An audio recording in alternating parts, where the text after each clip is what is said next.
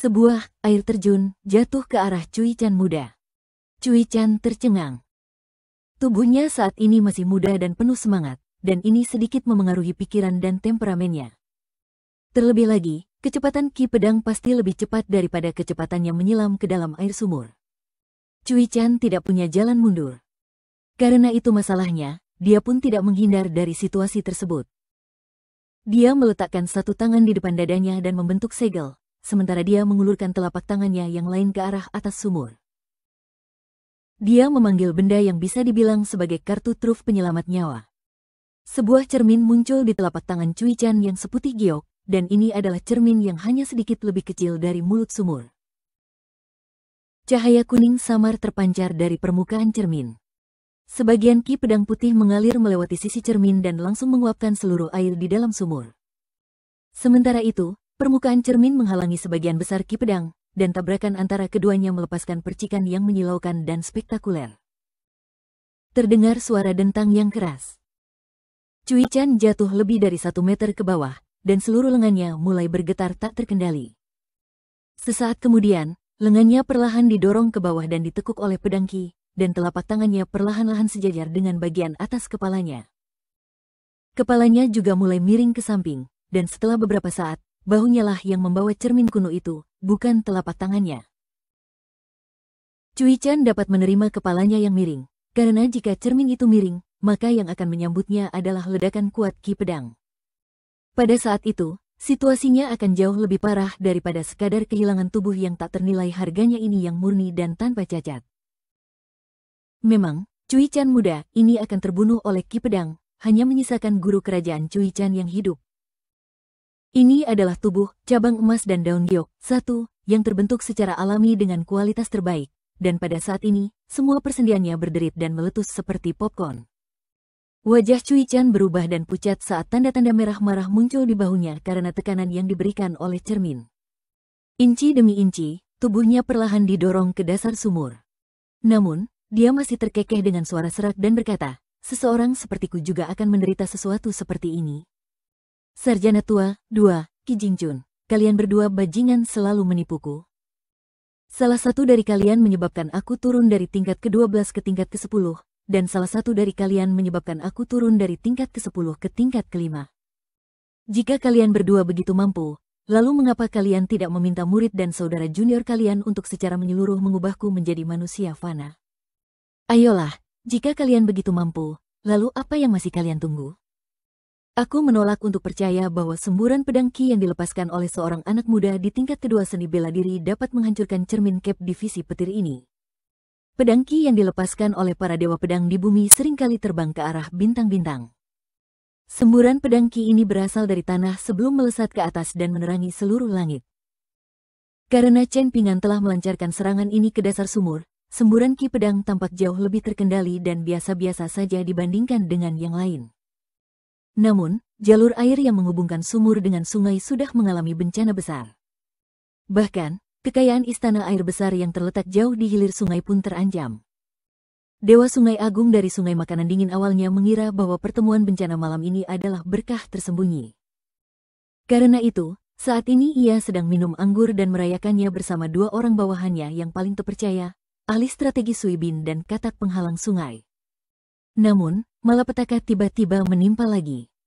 Hanya dalam beberapa detik, retakan kecil sudah muncul di plakat yang diukir dengan kata-kata emas, Istana Air Besar. Dewa Sungai Besar tidak punya pilihan selain berlari cepat ke pintu dan menggunakan tangannya untuk menstabilkan plakat dan mencegah karakter emas itu runtuh. Namun, hal ini menyebabkan keberuntungan sungai mengalir keluar dari tubuhnya dan perlahan menghilang. Berdiri di dasar sumur, Cui Chan yang tampan itu menunjukkan ekspresi kesakitan yang mendalam saat ia mengangkat cermin itu dengan bahunya. Chen Pingan, jika kau gagal membunuhku kali ini, maka aku pasti akan membunuhmu dengan tanganku sendiri begitu aku kembali ke sana, bahkan jika itu berarti membiarkan diriku setengah mati.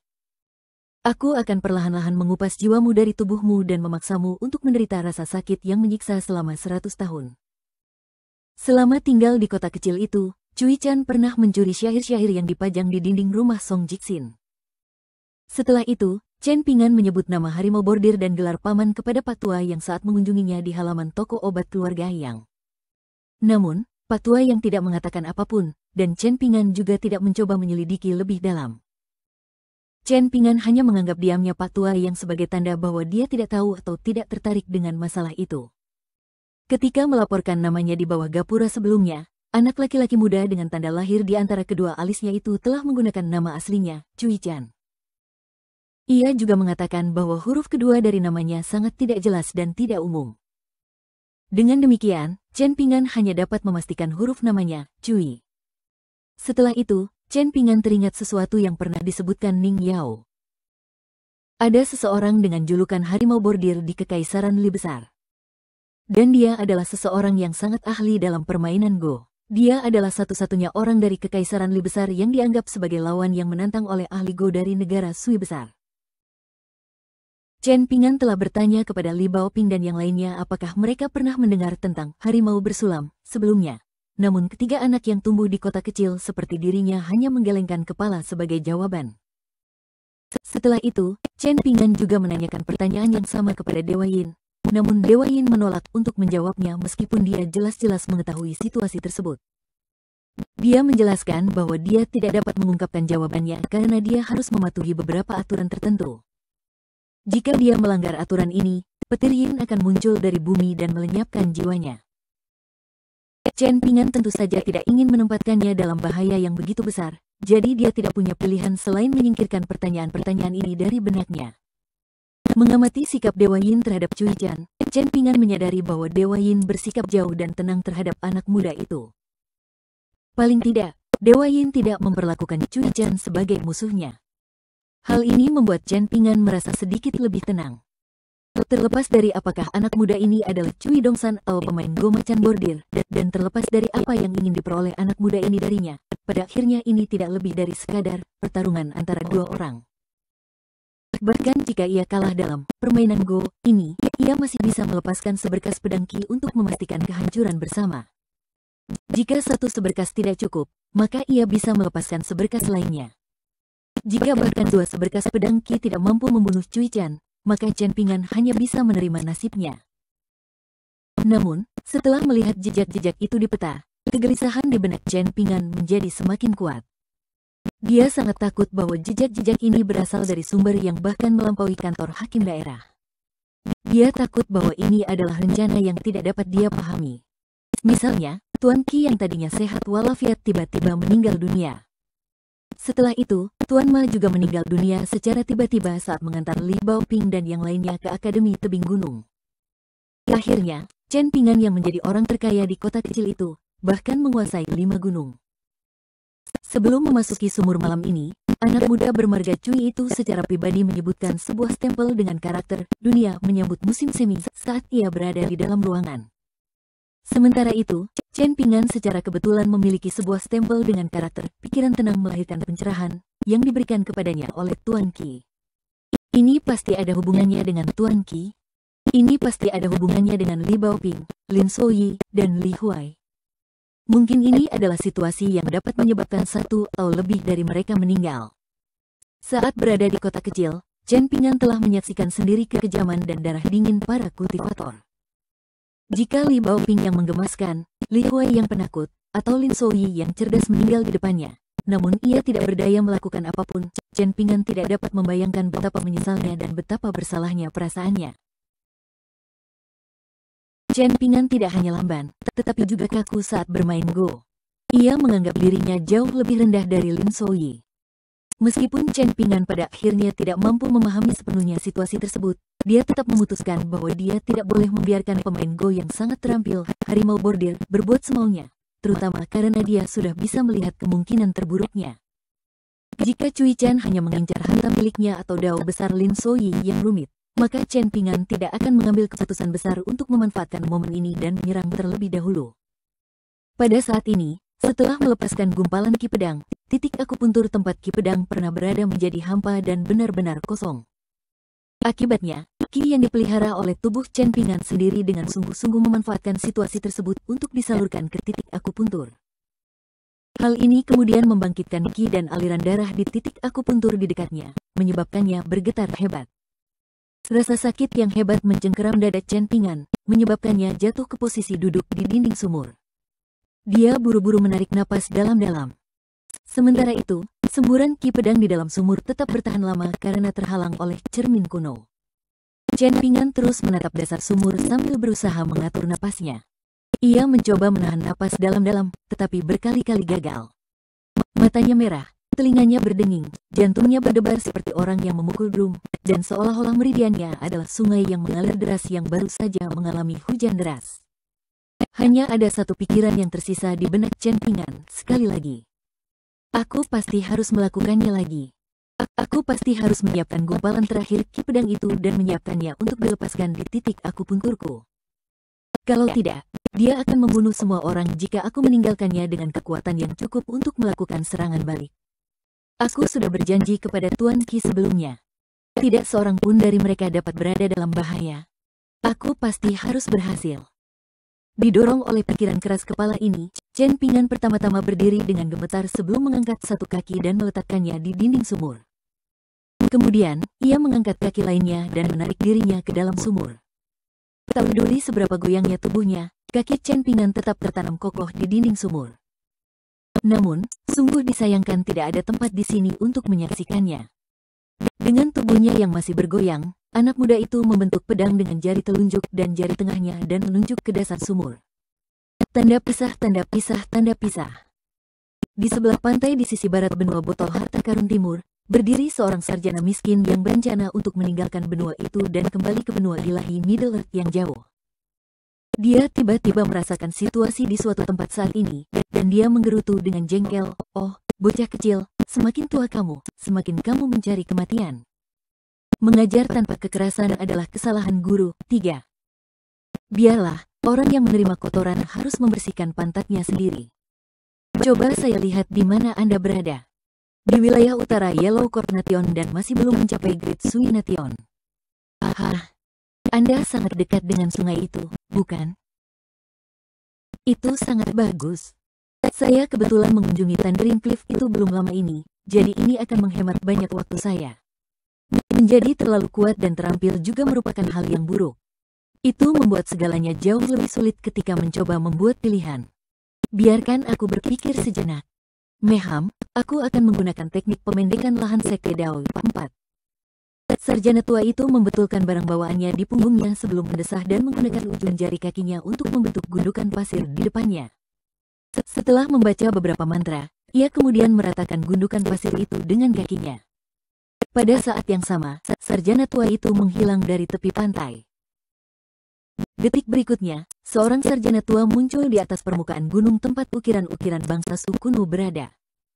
Ia melangkahkan kakinya pelan-pelan di puncak gunung, dan setelah menenangkan diri, ia melirik ke kejauhan. Ia tampak sangat puas dengan dirinya sendiri saat berkata dengan penuh emosi, "Saya memang merasa sedikit lebih kuat tanpa beban tubuh ini." Seluruh gunung mulai bergetar, dan permukaan sungai besar beriak hebat seperti taplak meja sutra yang diguncang hebat. Setiap beberapa puluh meter, ada gelombang yang naik setinggi beberapa lantai. Sarjana tua itu tidak ingin merusak lingkungan di kedua sisi sungai, maka ia buru-buru mengulurkan tangan dan membuat gerakan menekan ke bawah. Sungai yang tadinya bergolak seperti diganggu oleh seekor naga banjir yang jahat, tiba-tiba menjadi tenang. Baru pada saat itulah cendekiawan tua itu menemukan dua pengelana yang tampak seperti cendekiawan di tepi lereng gunung, satu tua dan satu muda. Mereka berdua terbelalak kaget saat menatapnya, dan cendekiawan tua itu hanya bisa terkekeh janggung dan berkata, "Aha, bulan cukup penuh dan indah malam ini. Kalau begitu aku tidak akan mengganggu kalian berdua dan membiarkan kalian menikmati pemandangan yang indah. Anggap saja kalian tidak melihatku." Sarjana tua itu lalu melirik ke kejauhan sebelum mengangguk dan berkata, "Meham, itu tempatnya." Syukurlah tidak terlalu jauh. Ia baru saja akan melangkah maju, namun tiba-tiba ia berhenti ketika kakinya hanya beberapa milimeter dari tanah. Ekspresi cendekiawan tua itu menjadi serius. Hah? Mengambil permukaan gunung ini sebagai titik pusat lingkaran, gumpalan ki pedang tiba-tiba muncul di udara di sepanjang lingkar yang memiliki radius 5 km dari titik ini. Ada ratusan ribu gumpalan ki pedang, dan saat mereka berkumpul bersama, mereka membentuk formasi pedang yang mencengangkan dan sangat besar. Siapapun yang berani menyentuh ki pedang ini akan musnah menjadi ketiadaan. Itulah pikiran pertama Cui Ninghuang. Ini adalah kolam petir yang pastinya tidak dapat diseberangi. Itulah pula yang terlintas di benak sang cendekiawan tua yang telah kembali ke dunia fana dari Lautan Bintang 5. Kedua lelaki itu lalu bertukar pandang, dengan senyum kecut dan keheranan di wajah keduanya. Sering dikatakan bahwa pertarungan antara makhluk abadi akan menyebabkan penderitaan bagi manusia. Namun, mereka berdua sudah dapat dianggap sebagai makhluk abadi sejati, jadi bagaimana mereka bisa menggambarkan situasi saat ini? Sarjana tua itu menghela nafas. Kepalanya sedikit pusing, lalu dia menggerutu. Apa yang kalian lakukan? Senyum sinis seorang wanita terdengar, dan dia berkata, apa, hanya kalian yang diizinkan memiliki pendukung dan pembantu? Dan pinggan kecilku tidak diizinkan memilikinya. Sarjana tua itu menghentakkan kakinya dan marah, hanya penjahat dan wanita yang sulit dihadapi. 1. Nenek moyang kita tidak menipu kita. Wanita jangkung berpakaian putih itu memutar daun teratai seputih salju yang dipetiknya dari suatu tempat yang tidak diketahui. Dia memancarkan niat membunuh. Meskipun ada senyum di wajahnya, senyum ini tampak dingin dan mengancam tidak peduli bagaimana orang melihatnya. Kau tidak bisa mengalahkanku dalam perkelahian, jadi kau malah akan mengutukku. Apa kau mencari pemukulan? Formasi pedang melingkar yang awalnya memiliki radius 5 km langsung menyusut ukurannya, menjadi sangat kecil sehingga hanya menyelimuti permukaan gunung di samping sungai.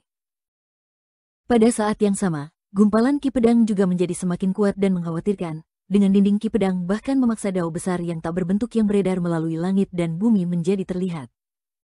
Semburan hitam dan putih bertabrakan dengan ganas, dan mereka mengirim percikan yang tak terhitung jumlahnya terbang di udara sebelum akhirnya kembali ke kehampaan-kehampaan yang kacau bersama-sama. Sarjana tua itu sedikit mundur. Namun, sebuah pemikiran cemerlang tiba-tiba muncul di benaknya, dan ini segera memulihkan kepercayaan dirinya. Aku bisa setuju untuk bertarung, tetapi bisakah kita bertarung dengan cara yang sedikit berbeda? Tanyanya dengan keras. Yakinlah, saranku pasti dapat membantu Chen Pingan juga. Aku jamin ini adalah permintaan yang masuk akal yang akan sesuai dengan keinginanmu. Wanita jangkung berpakaian putih itu tetap terdiam. Namun, tiba-tiba dia melihat cendekiawan tua itu memberi isyarat dengan matanya. Dia ragu sejenak sebelum mengangguk dan berkata, baik. Tanda pisah, tanda pisah, tanda pisah. Berdiri di atas sumur di Autumn Ritin, jari telunjuk dan jari tengah Chen Pingan disatukan untuk membentuk pedang yang langsung menunjuk ke dasar sumur. Sinar cemerlang yang terbentuk dari semburan pertama ki pedang berangsur-angsur memudar hingga setengah dari kecerahan awalnya di sumur tua. Sinar itu tidak lagi menyilaukan, dan Chen Pingan dapat meminjam cahayanya untuk mengamati semburan ki pedang yang digambarkan sebagai sangat kecil. Setelah meninggalkan titik akupunturnya, semburan ki pedang ini telah mengembun menjadi sesuatu yang nyata sebelum menghantam sumur dan menghantam dasarnya dengan ganas. Faktanya, dasar yang menahan siksaan dahsyat dari ki pedang ini tampak seperti cermin bundar. Chen Pingan tentu tidak akan tahu bahwa ini disebut cermin Kep Divisi Petir, cermin dengan latar belakang yang sangat mengesankan. Di masa lampau, para dewa dari Divisi Petir telah memanfaatkan kesempatan untuk membagi kekuatan petir, leluhur dari semua kekuatan, dari Dewa Petir Surgawi setelah kematiannya. Setiap dewa telah memperoleh sebagian dari kekuatan ini. Setelah itu, kecuali dewa yang bertanggung jawab untuk menyambut datangnya musim semi, keadaan para dewa ini menjadi semakin menyedihkan, dengan banyak dari mereka yang menolak untuk menjadi tidak lebih dari dewa gunung dan dewa sungai. Mereka ditahan oleh orang bijak dari 3 ajaran dan dilarang meninggalkan kolam guntur. Atau mereka dipanggil secara aneh melalui jimat elemen petir atau teknik pemanggilan dewa dan diperintahkan untuk melakukan perintah sekte militer seperti kuil angin salju dan gunung bela diri sejati atau beberapa sekte Taois. Cermin perangko Divisi Petir ini dulunya dimiliki oleh salah satu dewa resmi Divisi Petir. Meskipun cermin itu telah mengalami malapetaka demi malapetaka, yang menyebabkannya rusak parah dan lemah, kekuatan petir yang hampir habis di dalamnya tetap merupakan sesuatu yang pasti tidak dapat dihancurkan oleh seorang kultivator biasa di 5 tingkat tengah. Berdiri di dasar sumur, Cui Chan telah terdorong lebih dari 3 meter ke bawah dari posisi awalnya. Meski begitu, ia masih menggunakan tangan dan bahunya untuk menopang bagian bawah cermin dengan kuat. Cermin itu terus bergetar dan retak saat dihantam oleh semburan ki pedang, namun tidak lama kemudian sisa-sisa kekuatan petir di dalamnya secara otomatis memperbaiki semua kerusakan. Ledakan ki pedang itu bagaikan pasukan kavaleri berlapis baja yang berusaha menghancurkan formasi musuh, sedangkan permukaan cermin itu bagaikan formasi prajurit infanteri yang bertahan dengan sekuat tenaga. Kedua kubu saling serang satu sama lain, dan ini adalah pertempuran untuk melihat siapa yang akan menghabiskan kekuatannya terlebih dahulu. Cui Chan menggertakkan giginya, dan wajahnya yang tampan sudah tidak jelas karena lapisan darah yang menutupinya. Saat ini, dia tidak lagi memiliki kekuatan ekstra untuk mengutuk Chen Pingan. Sebaliknya, dia hanya bisa berpikir dalam hati, begitu aku berjuang melewati hujan deras ki pedang ini, aku pasti akan muncul ke permukaan dan membalas budi 100 kali lipat. Aku pasti bisa berhasil. Ki pedang sudah melemah, jadi aku hanya perlu bertahan sedikit lebih lama. Tunggu saja, Chen Pingan. Sekalipun tekadnya tak tergoyahkan, penampilannya yang berlumuran darah masih sangat menyedihkan. Cui Chan tidak pernah mengalami kondisi yang begitu kusut sebelumnya, bahkan selama masa-masa menyedihkan setelah ia meninggalkan gurunya. Ia telah berkelana ke seluruh dunia, meninggalkan benua ilahi Middle Earth, menjelajahi benua besar di selatan, dan akhirnya memilih untuk menetap di benua timur yang terkecil. Sebagai murid pertama dari Scholarly Sage, Cui Chan telah menempuh perjalanan puluhan juta kilometer setelah meninggalkan gurunya. Namun, kapan ia tidak pernah merasa santai dan riang? Setan atau roh mana yang pernah mampu menantangnya dan meninggalkannya dalam kondisi yang kusut? Orang harus menyadari bahwa sebelum menjadi guru kekaisaran Li Agung, Cui Chan yang pengembara pernah memiliki ungkapan kesayangan yang tidak sopan dan tidak elegan. Setelah membantai setan dan iblis sesuka hatinya, dia selalu ingin berkata, dihancurkan menjadi abu dengan jentikan jariku, kalian monster benar-benar lebih rendah dari semut. Sambil memegang cermin dengan tangan dan bahunya, Cui Chan muda terus tenggelam semakin dalam ke dalam sumur. Akan tetapi, kedalaman penurunannya secara bertahap berkurang. Cermin itu masih mampu menahan semburan ki pedang, namun gumpalan ki pedang terus-menerus meluncur turun melewati tepi cermin, menghantam Cui Chan dan menyebabkannya menjadi semakin lemah. Dengan satu pikiran, jimat penyelamat nyawa meluncur keluar dari salah satu lengan bajunya. Ini adalah kartu truf yang telah dia simpan selama bertahun-tahun. Karena terpaksa menggunakannya sekarang, dia merasakan sakit yang luar biasa sehingga ekspresinya pun menjadi sedikit berubah karenanya. Jimat emas itu mula-mula menempel pada lengan baju putih Cui Chan sebelum langsung mencair. Sesaat kemudian, sejumlah simbol emas mulai mengalir di atas jubah putihnya. Jika seseorang mendengarkan dengan saksama, seseorang akan menemukan bahwa nyanyian Buddha secara mengejutkan mengalir keluar dari jubah putih yang beriak seperti air. Hal ini menyebabkan Cui Chan muda tampak sangat berwibawa dan hikmat. Ini adalah jimat yang sangat istimewa.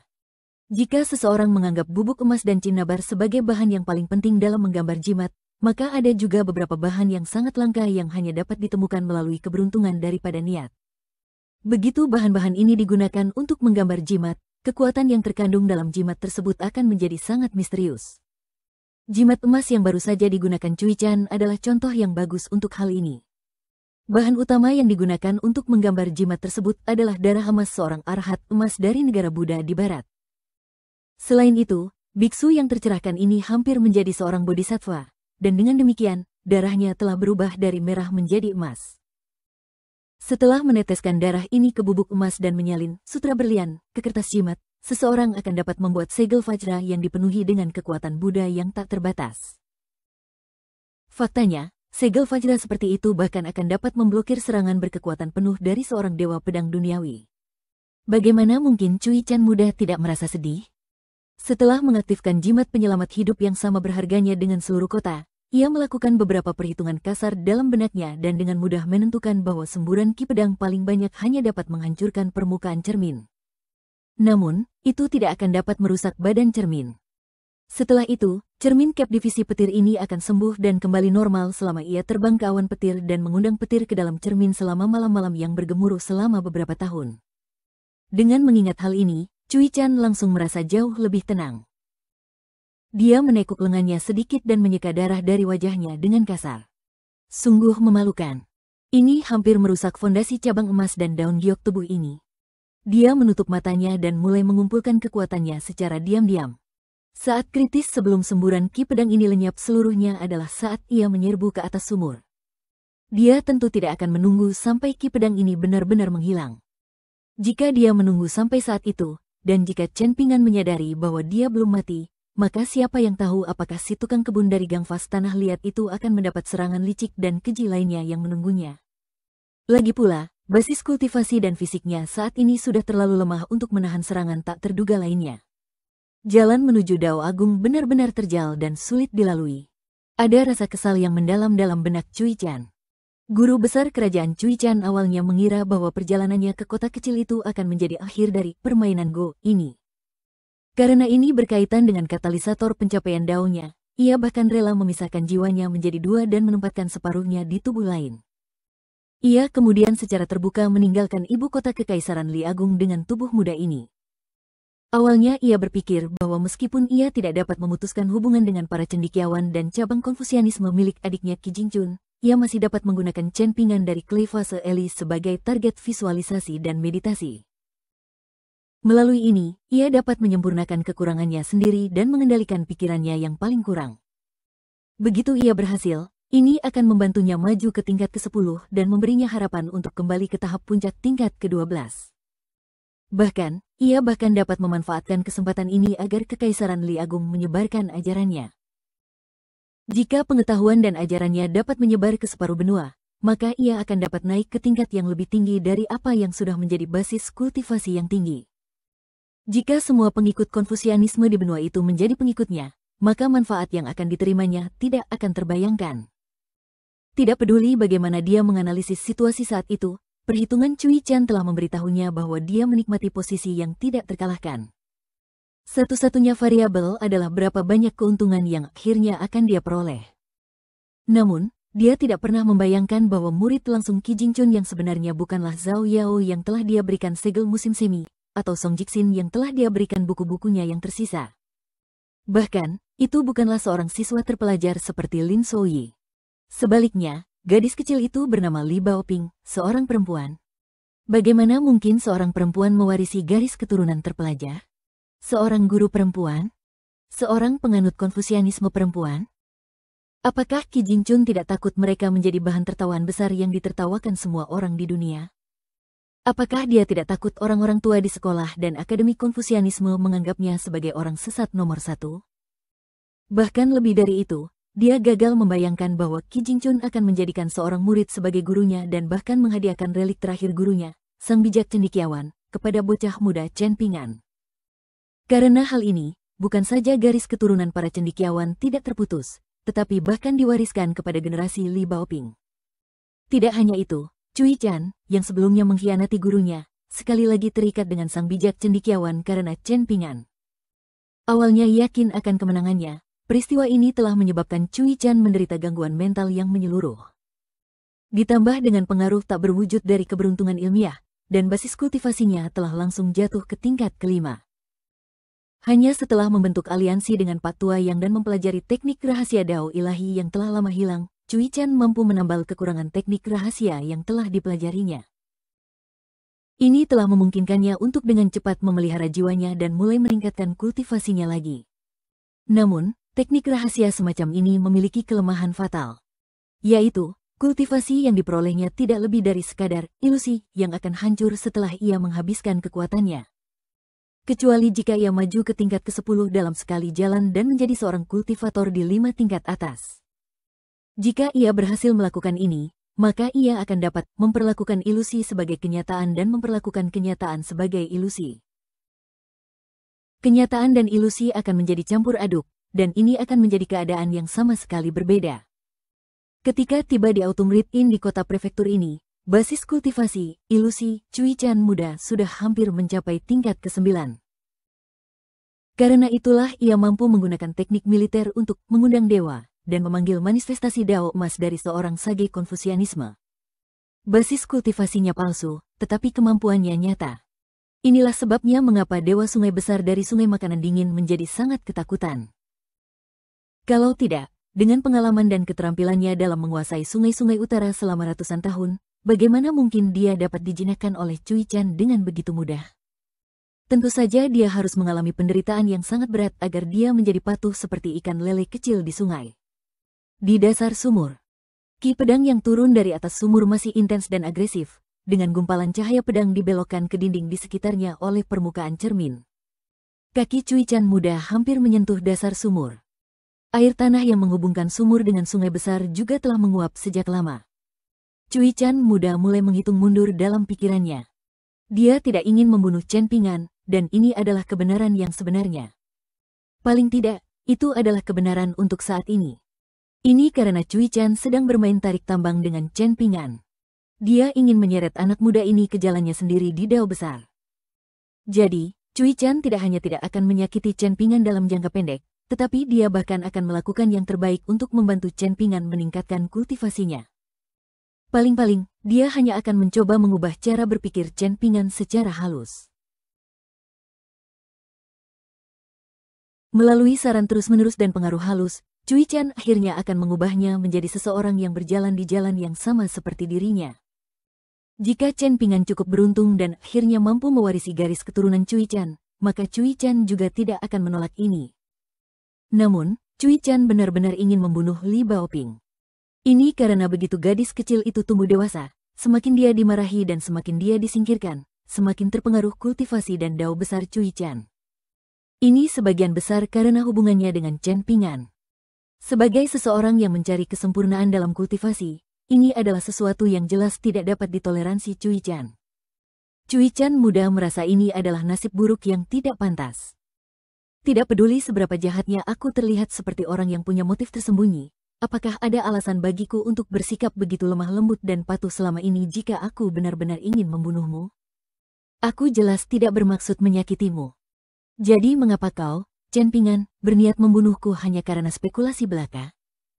Mengapa kau berniat membunuhku hanya karena kau pikir aku bermaksud menyakiti ketiga anak itu? Dan kau sama sekali tidak ragu? Orang macam apa yang membuatmu seperti itu? Apakah kau masih bisa dianggap sebagai orang yang saleh atau orang yang mulia? Qi Jingchun selalu memuji orang-orang yang mulia, jadi mengapa kau, seseorang yang sangat dihargai olehnya, begitu tidak masuk akal? Dan mengapa kakek tua itu menyuruhku untuk belajar bagaimana menjadi orang baik darimu? Aku, Cui Chan, dulunya adalah murid pertama dari cendekiawan bijak, dan akulah yang mewariskan pengetahuan kepada Qi Jingchun. Dalam hal kedudukanku di sekte Konfusianisme, aku jauh lebih tinggi dari orang-orang baik dan orang-orang mulia biasa. Namun, kamu, Chen Pingan, bertindak seenaknya sesuai keinginanmu.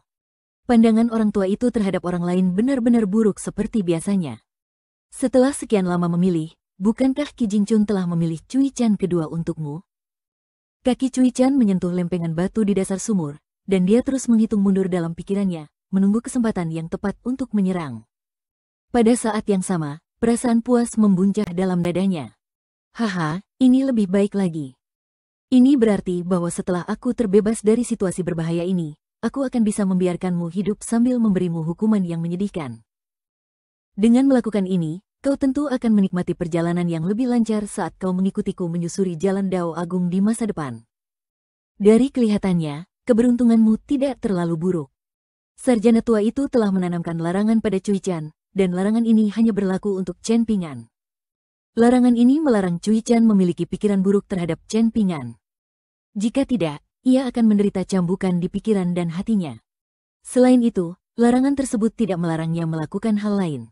Hal ini sejalan dengan pengetahuan dan ajaran sarjana tua yang berfokus pada pencarian asal-usul fundamental dari semua hal. Setelah memperbaiki fondasinya, seseorang akan dapat berkembang dalam hal menegakkan moral dan berinteraksi dengan orang lain. Di masa depan, aku akan memaksamu untuk terus menonton dan melihat bagaimana murid langsung Qi Jingchun, gadis kecil bernama Li Baoping, mati di depanmu. Aku akan membuatmu mengerti arti dari pertempuran antara dao besar dan mengapa dia harus mati. Waktunya telah tiba. Lengan Cui Chan sudah berdarah dan terluka parah karena menopang cermin. Bahkan, lukanya begitu dalam hingga tulang-tulangnya sudah terlihat. Namun, dia tidak menghiraukannya dan meludah, sinar ki pedang menghantam seperti air terjun. Mundurlah. Tanda pisah, tanda pisah, tanda pisah. Namun, sesaat sebelum Cui Chan mengira ia telah berhasil, anak muda bersandal jerami itu akhirnya berdiri kokoh di atas sumur dan selesai mengumpulkan kekuatannya. Ini adalah permainan yang berlangsung hanya dalam hitungan milidetik. Meskipun pikirannya masih gemetar dan tubuhnya masih terasa sakit, ia tetap berkata dengan suara lembut dan gemetar, "Maju." Semburan ki pedang yang kedua meluncur turun ke dalam sumur. "Persetan dengan kakekmu, Chen Ping'an. Aku akan dibunuh olehmu di sumur ini." Itulah satu-satunya pikiran yang terlintas dalam benak Cui Chan saat ini. Chen Ping'an terhuyung-huyung ke sana kemari saat dia berdiri di atas sumur, dan tampak seolah-olah dia akan terjatuh kapan saja. Tanda pisah, tanda pisah, tanda pisah. Sebelum ini, kedua kalinya Chen Ping'an datang dan duduk di paviliun. Li Baoping yang baru saja terbangun karena mimpi buruk berlari menghampiri dan duduk di seberangnya. Saat itu, angin sepoi-sepoi bertiup melewati paviliun kecil itu tanpa alasan sama sekali. Chen Ping'an teringat sesuatu, dan ini adalah kenangan yang membuatnya merasa sedikit sedih. Pada saat yang sama, dia memejamkan mata bersama Li Baoping dan dengan hati-hati mendengarkan denting lonceng angin yang tergantung di atap. Sambil mendengarkan ini, anak muda itu diam-diam berkata pada dirinya sendiri, "Tuan Qi, jika lonceng angin berdenting sebanyak genap kali, maka aku akan membiarkan semuanya berlalu terlebih dahulu dan menoleransi orang Cui itu sedikit lebih lama. Namun, jika lonceng angin berdenting sebanyak ganjil kali, maka aku akan bertindak sekarang." Ding ding, ding dong, ding ding dong. Setelah 7 kali bunyi lonceng angin itu sudah tenang dan tidak mengeluarkan suara apapun lagi. Setelah menunggu beberapa saat, gadis kecil berbaju merah itu telah melompat dan meninggalkan paviliun. Setelah itu, Chen Ping'an telah berdiri dan melompat ke dinding sumur. Tanda pisah, tanda pisah, tanda pisah. Jauh sebelum ini, sebelum Chen Ping'an meninggalkan kota kecil itu. Saat itu, dia menerima peringatan dari Pak Tua Yang, dan Chen Ping'an mengambil payung dan meninggalkan toko obat keluarga Yang. Dia mengejar guru dari sekolah swasta yang mengunjungi Pak Tua Yang dan memberinya 2 stempel. Cendekiawan dan anak lelaki itu berjalan bersama di jalan itu. Orang-orang mulia dapat ditipu dengan cara-cara yang masuk akal. Anda dapat mengulang kalimat ini kepada senior Yang dan yang lainnya. Jika kamu menemui masalah di masa mendatang, kamu dapat mengajukan pertanyaan kepada angin musim semi. Kamu hanya perlu mengingatnya. Mungkin kamu perlu melakukan ini di masa mendatang. Namun, aku harap kamu tidak perlu melakukan ini. Setelah mengatakan hal itu, cendekiawan yang cambangnya mulai memutih itu tidak lagi memasang ekspresi tegas seperti yang selalu ia tunjukkan saat mengajar di sekolah swasta. Sebaliknya, ia mengedipkan mata pada anak muda itu dengan senyum hangat di wajahnya. Tanda pisah, tanda pisah, tanda pisah.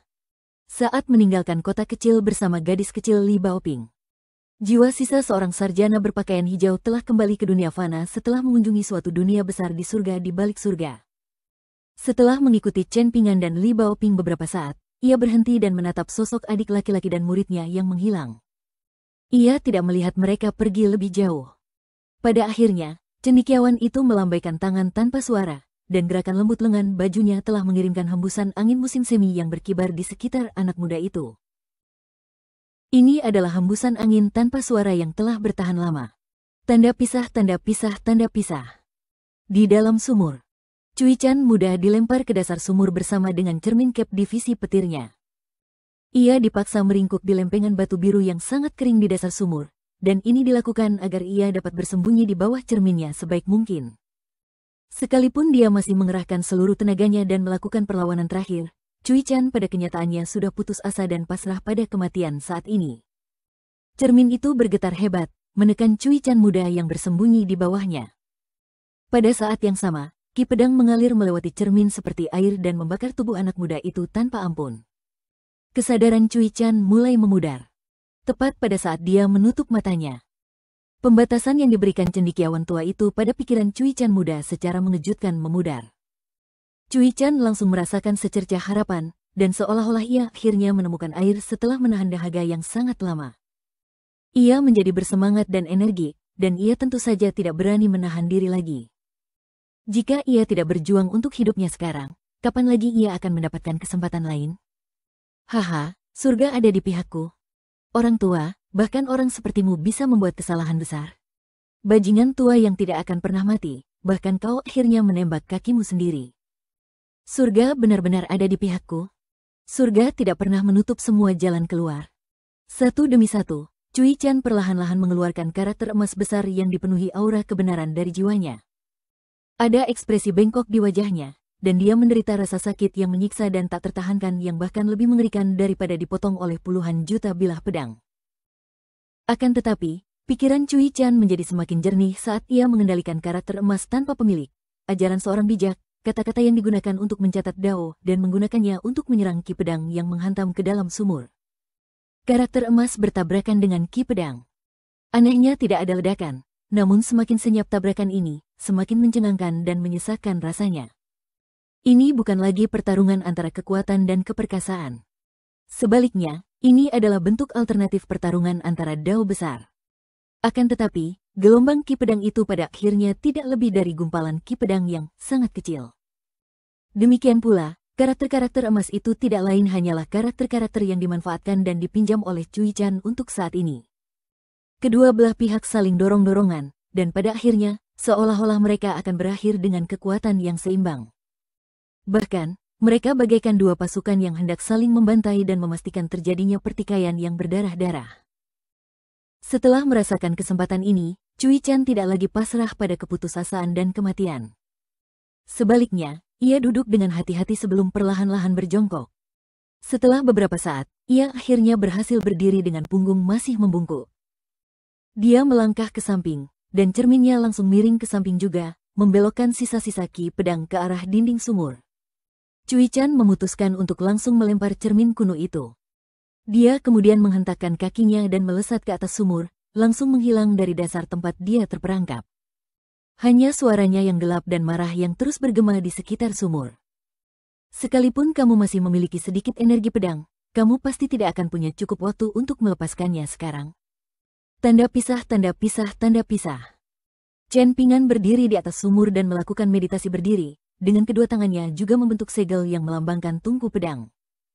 Setelah melepaskan sisa-sisa ki pedangnya, ia telah memasuki posisi ini dan bersiap menghadapi lawannya. Pengenalan panduan mengguncang gunung dengan jelas menyatakan tujuannya. Mereka yang berlatih tinju mengguncang gunung di masa depan. Ingatlah fakta ini bahkan jika Anda menghadapi para pendiri 3 ajaran. Teknik tinju Anda dibiarkan lemah, dan teknik tinju Anda juga dibiarkan kalah dalam pertempuran. Namun, niat tinju yang Anda miliki pasti tidak dapat mundur selangkah pun.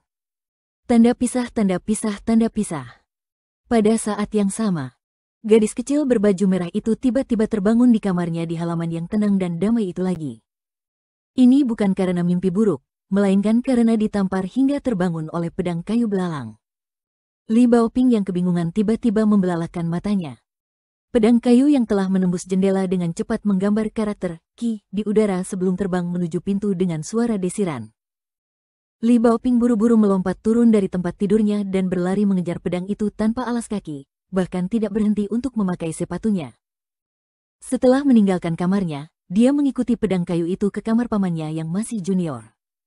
Karena Chen Pingan belum kembali, pintu kamarnya tentu saja masih tidak terkunci. Pedang terbang itu membukanya, dan Li Baoping berlari ke dalam kamar mengejarnya. Dia kemudian melihat pedang kayu itu menunjuk ke arah keranjang Chen Pingan. Pada akhirnya, Li Baoping menemukan segel yang disembunyikan paman juniornya di bawah bimbingan pedang kayu terbang. Setelah membuka tutupnya, dia menyadari bahwa itu adalah segel dengan karakter pikiran tenang menimbulkan pencerahan, yang hanya diperlihatkan paman juniornya kepadanya secara diam-diam satu kali. Setelah menyadari hal ini, pedang kayu terbang itu dengan sungguh-sungguh menganggukkan kepalanya. Pedang itu pun segera terbang keluar ruangan. Li Baoping memegang erat-erat segel yang diberikan Tuan Qi kepada pamannya sebelum mengikuti pedang kayu belalang yang secara misterius muncul di keranjang Chen Pingan beberapa waktu lalu. Ia berlari cepat menuju paviliun, lalu dengan cekatan melompat turun dari sana sebelum berlari menuju sumur tempat pamannya berdiri. Segel itu langsung terlepas dari tangannya dan melesat cepat menuju sumur. Setelah melayang di atas kepala pamannya, segel itu tiba-tiba jatuh dengan suara keras. Jeritan yang menyayat hati terdengar dari atas sumur. Lagi. Sialan kau, Qi Jingchun. Bisakah kau pergi dan berhenti menghantuiku? Apa kau akan berhenti melakukan ini atau tidak? Yang dilihat Li Baoping adalah seorang anak laki-laki berpakaian putih tiba-tiba muncul di atas sumur sebelum terkena hantaman keras di dahi oleh segel Chen Pingan. Hal ini menyebabkan dia terlempar ke belakang dan jatuh ke tanah. Sebelum kehilangan kesadaran, Cui Chan muda yang kini sudah tidak memiliki kultivasi apapun bergumam, Qi Jingchun, kali ini kau menang. Aku mengaku kalah. Saat ini, ada 3 orang berdiri di atas gunung yang memiliki ukiran yang dibuat oleh Dewa Petir Surgawi. Ada juga wanita yang sangat ahli menggunakan pedang yang bersembunyi di suatu tempat yang tidak diketahui. Mereka bisa mendengar suaranya, tetapi mereka tidak bisa melihat orangnya. Di antara mereka, orang dengan basis kultivasi terendah, Cui Minghuang dari Lakeview Academy, mengalami sakit kepala terbesar. Jika berada di tempat lain, dia pasti akan dianggap sebagai orang abadi yang kuat dan terbaik. Dia akan diperlakukan sebagai tamu yang paling terhormat, dan dia akan mendengar begitu banyak kata-kata sanjungan sehingga telinganya akan mulai menjadi kapalan. Namun, sangat disayangkan bahwa Cui Minghuang telah menjadi semut yang paling biasa-biasa saja malam ini. Bahkan, dia mungkin lebih rendah dari seekor semut. Setelah terbiasa dengan statusnya yang tinggi dan mulia, Cui Minghuang tidak dapat menahan perasaan tertekan oleh perasaan yang mengerikan ini. Dia hanya dapat melafalkan kitab-kitab Konfusianisme dalam benaknya untuk menekan pikiran-pikiran yang mengganggu ini. Dia melirik lelaki tua yang telah kembali dari lautan bintang di langit. Saat ini, lelaki tua itu menyamar sebagai mantan asisten Menteri Negara Pengadilan Kuning. Namun, kenyataannya, dia adalah seekor naga banjir tua yang telah hidup sangat lama. Dia jauh lebih tenang daripada Cui Minghuang saat ini, dan dia membelai jenggotnya dengan satu tangan sambil menatap sangkar ki pedang dengan penuh minat. Dia bergumam pada dirinya sendiri sambil mendecakkan lidahnya dengan heran. Cui Minghuang diam-diam telah melakukan perjalanan ke selatan atas perintah guru kekaisaran, dan tujuan perjalanannya adalah untuk membahas masalah rahasia dengan naga banjir tua yang bersembunyi di sini. Guru kekaisaran Li Agung ingin mengundang orang tua ini yang untuk sementara menyamar sebagai mantan asisten Menteri Negara Pengadilan Kuning untuk menjadi guru gunung pertama dari akademi baru yang sedang dibangun di Gunung Cloud Drape. Sementara itu, Cui Minghuang akan tetap berada di posisi asisten guru gunung seperti yang dijanjikan sebelumnya. Ditambah lagi dengan seorang sarjana terhormat dari Kekaisaran Li Agung, dan mereka bertiga akan bersama-sama bertanggung jawab atas akademi baru yang akan mengisi kekosongan yang ditinggalkan oleh Akademi Tebing Gunung. Mengingat betapa ambisius dan beraninya Kaisar Kekaisaran Li Agung, sudah pasti bahwa akademi yang belum diberi nama di Gunung Cloud Drape akan menjadi jauh lebih megah dan dipenuhi dengan suasana yang lebih sastra daripada Akademi Tebing Gunung milik Qi Jingjun. Mengenai posisi kepala gunung Akademi Lakeview yang awalnya dijanjikan, beredar rumor bahwa Kaisar Kekaisaran Li Agung akan menawarkan kepadanya sejumlah kompensasi lain secara pribadi. Sebelum menerima surat rahasia dari guru besar kerajaan Cuichan, Cui Minghuang sama sekali tidak menyadari bahwa negara Pengadilan Kuning yang kecil dan menyedihkan itu ternyata memiliki naga banjir yang sangat kuat. Dengan mempertimbangkan fisik naga banjir yang sangat tangguh dan kemampuan bawaan mereka untuk menggunakan kekuatan mistis elemen air, dapat dikatakan bahwa kekuatan naga banjir tingkat ke-10 pasti tidak lebih lemah dari pemurni Qi tingkat ke-11. Surat Cuichan juga mengungkapkan bahwa setelah pertempuran yang mencengangkan untuk membunuh naga itu, darah telah mengalir sejauh puluhan juta kilometer melalui pegunungan dan sungai-sungai di negara Sukuno yang terkenal dengan populasi naga banjirnya yang besar. Anggota tubuh yang terputus dan tulang-tulang naga banjir yang patah telah berserakan di tanah, menciptakan pemandangan yang sangat tragis dan mengerikan. Setelah itu, naga banjir tua ini terus menyembunyikan dirinya dengan sangat baik selama bertahun-tahun, terus-menerus mengubah wujudnya dan mengenakan berbagai penyamaran. Dia pernah menjadi jenderal dan pejabat, pedagang asongan dan prajurit biasa, pejuang dan pengembara yang gagah berani. Dia telah mengalami semua jenis jabatan dan perlakuan, dan dia telah mengalami semua jenis perubahan hidup. Naga banjir tua itu tidak tertarik untuk meninggalkan keturunan, dan sebagai hasilnya, ia hanya memiliki sedikit anak. Melihat seluruh Yellow Court Nation, naga banjir tua itu hanya memiliki seorang putri dan 2 putra. Di antara mereka, putra bungsunya tidak lain adalah Dewa Sungai Agung yang tinggal di Istana Air Agung di bawah Sungai Makanan Dingin. Sementara itu, putrinya adalah pendiri Purple Sun Residence, kekuatan yang dimiliki oleh Liu Jiahui dari Autumn Read Inn. Namun, dia merahasiakan identitasnya selama ini, dan bahkan generasi pertama murid-muridnya di Purple Sun Residence sebagian besar tidak menyadari wujud aslinya. Setelah kematian para tetua ini, kebenaran mengenai identitasnya telah hilang. Adapun putra sulung naga banjir tua itu, dia adalah orang yang berbudi luhur dan berhati murni yang kepribadiannya sangat kontras dengan kebanyakan naga banjir. Dia menyukai perjalanan dan petualangan sejak usia muda, dan saat ini, sama sekali tidak ada berita tentang keberadaannya. Bahkan, sulit untuk mengatakan apakah dia masih berada di benua botol harta karun timur. Dengan barang bawaannya masih di punggungnya, sarjana tua yang miskin itu baru saja tiba dari pantai menggunakan teknik memperpendek daratan dari Sekte Tao. Setelah tiba di sini, dia tidak membayangkan bahwa dia benar-benar akan dihalangi oleh orang lain. Yang terpenting, ini benar-benar situasi yang sangat merepotkan. Hal ini menyebabkan kerutan di wajahnya semakin dalam. Dinding pedang Ki yang menjulang tinggi benar-benar memutuskan aura langit dan bumi, dan ini berarti bahwa bahkan sarjana tua itu untuk sementara tidak dapat merasakan peristiwa yang terjadi di baliknya. Dia mengusap dagunya dan bergumam, "Ya ampun. Wanita-wanita di dunia sekarang semuanya luar biasa kuatnya." Sarjana tua itu mendesah sebelum mengangkat tangan dan membuat gerakan mengetuk dengan jarinya. "Diam," katanya lembut. Langit dan bumi seketika menjadi sunyi. Gemuruh sungai pun berhenti dan suara angin gunung yang menghancurkan dinding Ki Pedang pun mereda. Dalam radius 5 kilometer, aliran waktu terhenti total. Aura seorang bijak Konfusianisme merasuki sekelilingnya, agung dan perkasa.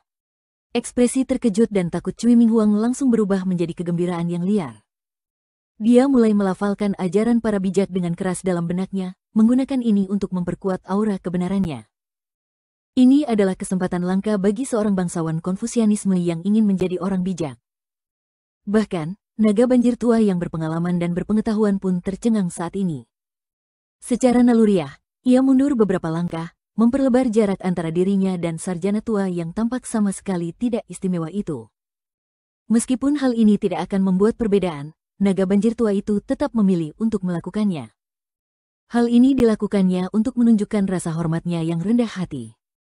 Di masa lampau, sebelum naga itu terbunuh dan saat naga banjir tua itu masih muda, ia mendengar para tetua berbicara tentang seorang resi Konfusianisme yang patungnya ditempatkan hanya satu tempat di belakang Konfusianisme di kuil-kuil Konfusianisme. Resi ini pernah menyetujui aturan tak tertulis dengan Raja Naga dari 4 penjuru, yang menyatakan bahwa begitu naga banjir datang ke daratan, mereka harus minggir saat bertemu orang-orang baik dan bersembunyi di bawah air saat bertemu orang bijak.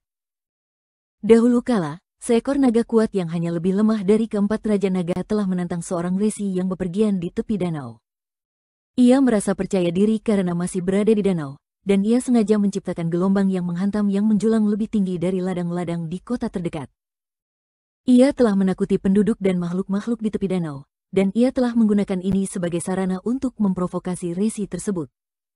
Ia telah tinggal di danau dan tidak melanggar aturan. Jadi apa yang dapat dilakukan oleh resi Konfusianisme tentang hal itu? Saat itu, naga banjir tua yang masih muda merasa bahwa ini adalah tindakan yang sangat memuaskan. Namun, para tetua dipenuhi dengan kesedihan saat mereka menceritakan sisa ceritanya. Orang bijak Konfusianisme telah mengulurkan jari dan mengatakan sesuatu yang mirip dengan apa yang diucapkan oleh sarjana tua itu tadi. Melepaskan teknik yang kuat yang dapat mengendalikan tanah dan membekukan lingkungan sekitar, orang bijak Konfusianisme telah membekukan naga sejati di udara sebelum memerintahkan danau untuk surut puluhan kilometer. Maka, naga sejati itu dengan seenaknya berkeliaran di pantai dan menolak bersembunyi di bawah air bahkan ketika bertemu dengan seorang bijak. Sebagai hukuman, sang bijak menguliti naga itu dan mencabut urat-uratnya sebelum menyembunyikannya di bawah sebuah batu besar di danau yang luasnya seperti gunung. Sang bijak meninggalkan naga itu di sana selama 1000 tahun. Setelah menceritakan kisah ini, para tetua telah memperingatkan para naga banjir muda bahwa temperamen para orang bijak Konfusianisme, terutama mereka yang memiliki patung di kuil-kuil Konfusianisme, sebenarnya cukup buruk. Kalau tidak, mengapa ada pepatah suci dan lebih suci darimu? Mendengar hal itu, si naga banjir tua bertanya dengan ekspresi bingung, bukankah para resi Konfusianisme melanggar aturan dengan melakukan hal ini? Akan tetapi, orang-orang yang lebih tua darinya dipenuhi dengan kemarahan saat mereka memarahi dia karena bersikap bodoh dan mengingatkan dia tentang siapa sebenarnya yang membuat peraturan-peraturan tersebut. Berdiri di atas lereng gunung, naga banjir tua itu merasa sedikit sentimental saat mengingat kembali kejadian-kejadian di masa lalu. Naga banjir bertindak atas nama surga, mengendalikan awan dan hujan, serta memberikan layanan yang tak ternilai, gumamnya. Kita hampir dapat dianggap sebagai penguasa daerah yang independen yang mendengarkan perintah tetapi tetap mempertahankan kemerdekaan kita. Namun, pada akhirnya, kita telah jatuh ke dalam kondisi yang menyedihkan dan bahkan menghadapi kepunahan. Kita tidak dapat menyalahkan orang bijak untuk ini. Itu karena kita terlalu ambisius dan serakah. Ini tidak lebih dari kehancuran yang ditimbulkan sendiri. Sarjana tua itu berbalik untuk melihat naga banjir tua yang berpakaian seperti sarjana berusia 70-an. Dia tersenyum tipis dan berkata sambil mengangguk, mengakui kesalahan dan memperbaikinya adalah kebaikan terbesar yang dapat dilakukan seseorang. Meham, dulu ada orang yang mulia, ingatlah. Little Qi dulu. Ah, biarlah. Bertemu adalah takdir. Namun, sayang sekali aku tidak punya waktu untuk berbicara dengan kalian berdua sekarang. Pergilah. Setelah bergumam pada dirinya sendiri, cendekiawan tua itu dengan ringan menggerakkan jarinya keluar. Naga banjir tua dan Cui Minghuang secara paksa disingkirkan dari puncak gunung. Orang itu dan naga banjir itu tiba di permukaan sungai yang jauh. Mereka berdua membuka telapak tangan mereka dan melihat ke bawah. Setelah itu mereka segera menutup tangan mereka pada saat yang hampir bersamaan, dengan hati-hati menyembunyikan karakter emas yang muncul di tangan mereka. Mereka tentu saja tidak mau mengungkapkan karakter emas ini kepada orang lain. Berdiri di atas gunung yang diselimuti oleh formasi pedang, sarjana tua itu melihat sekelilingnya sebelum tertawa keras dan berseru, menyembunyikan diri bukanlah perilaku orang yang pemberani dan heroik. Akan tetapi, sarjana tua itu segera menyadari bahwa pernyataannya tidak sepenuhnya benar. Ia menjadi terdiam, dan tidak yakin bagaimana cara keluar dari lubang ini. Seorang wanita tinggi berpakaian putih muncul di sisi tebing gunung yang menghadap ke sungai. Ada daun teratai besar di tangannya, yang begitu besar sehingga bisa dilihat sebagai payung. Namun, tangkai daunnya seputih salju, dan sangat cocok dengan gaun dan sepatu putih bersih wanita itu. Sarjana tua itu mengerutkan kening saat melihat daun teratai. Pikirannya berputar saat dia melakukan beberapa ramalan, dan akhirnya dia mendesah dengan ekspresi sedih di wajahnya. Dia menatap ke langit, dan dia tidak mau mengalihkan pandangannya untuk waktu yang lama. Kemana kita pergi selama perjalanan terakhir kita, gumamnya. Dulu, anak muda yang lincah dan energi itu terus mengatakan bagaimana orang-orang mulia akan bertindak dengan integritas dan mengikuti jalan Dao, pantang menyerah dan memilih untuk menyerah daripada menyerah. Pada akhirnya, kaulah yang merasa terganggu. Sarjana tua itu menatap wanita jangkung berpakaian putih itu dan berkata, bukan hal yang baik bagi Chen Pingan untuk membunuh Cui Chan muda. Wanita itu tersenyum tipis dan menjawab, begitukah? Tapi aku tidak bisa berbuat apa-apa. Jika kau cukup mampu, maka kita bisa membicarakan ini setelah kau keluar dari formasi pedang ini. Mencoba berunding denganku tidak akan berhasil. Malah, akan lebih berguna jika kau mencoba berunding dengan Pingan kecilku. Dia terdiam sejenak sebelum terkekeh dingin dan melanjutkan. Namun, prasyaratnya tetap sama dan kamu tetap harus keluar dari formasi ini terlebih dahulu. Kamu hanya bisa mengeluarkan kedua orang itu dari formasi karena aku tidak mau repot-repot menghalangimu. Saya tidak pernah ahli dalam melawan balik saat saya masih hidup, dan sekarang hal ini lebih parah lagi. Jadi, mengapa Anda bersikeras mempersulit saya? Tanya sarjana tua itu dengan jengkel. Bagaimanapun, Chen Pingan dan Cui Chan muda dapat dianggap sebagai setengah murid dan setengah murid dari murid. Menurut Anda, siapa yang akan saya bantu? Meskipun saya pergi ke sana dengan tujuan menjaga Cui Chan tetap hidup, bukankah tujuan saya pada akhirnya adalah untuk membantu Chen Pingan? Kedengarannya sangat masuk akal, kata wanita berpakaian putih itu sambil mengangguk. Namun, dia kemudian menggelengkan kepalanya dan melanjutkan, namun, saya tidak keluar hari ini untuk berbicara dengan orang lain. Sarjana tua itu menjadi semakin jengkel, dan dia membujuk, bisakah kau mempertimbangkan hubunganku dengan Pingan kecilmu dan membuat pengecualian untukku? Aku tidak lebih dari seorang guru, jadi aku tidak akan bisa melakukan apapun dengan pengetahuanku jika kau menolak untuk mendengarkan alasanku. Sementara itu, kau adalah salah satu dari orang-orang pedang yang paling hebat dalam bertarung di 4 dunia. Tidak, memanggilmu pedang juga tidak sepenuhnya benar. Lupakan saja, tidak ada gunanya mengkhawatirkan identitasmu. Kesimpulannya, melakukan ini sangat tidak adil bagiku. Wanita jangkung itu memegang payung anehnya dan menjawab dengan ekspresi acuh tak acuh, kalau begitu kalahkan formasi itu. Orang tua itu sangat jengkel, dan akhirnya dia hanya bisa bertanya dengan suara hati-hati, apakah kamu tahu siapa aku? Tentu saja. Kau adalah sang bijak cendekiawan, jawab wanita jangkung berpakaian putih itu sambil sudut bibirnya melengkung membentuk senyum tipis. Lelaki tua itu tercengang. Dia tahu identitasnya, tetapi dia tetap menolak untuk menunjukkan wajahnya. Dia bertindak terlalu jauh. Saat ini ada 3 orang bijak di dunia agung ini, orang bijak tertinggi, orang bijak etika, dan orang bijak kedua. Orang bijak tertinggi merujuk pada guru sekte dari sekte Konfusianisme. Orang tua ini adalah orang bijak terhebat dan guru yang dihormati oleh semua pengikut Konfusianisme di dunia. Patungnya ditempatkan di lokasi tertinggi dan paling sentral dari kuil-kuil Konfusianisme.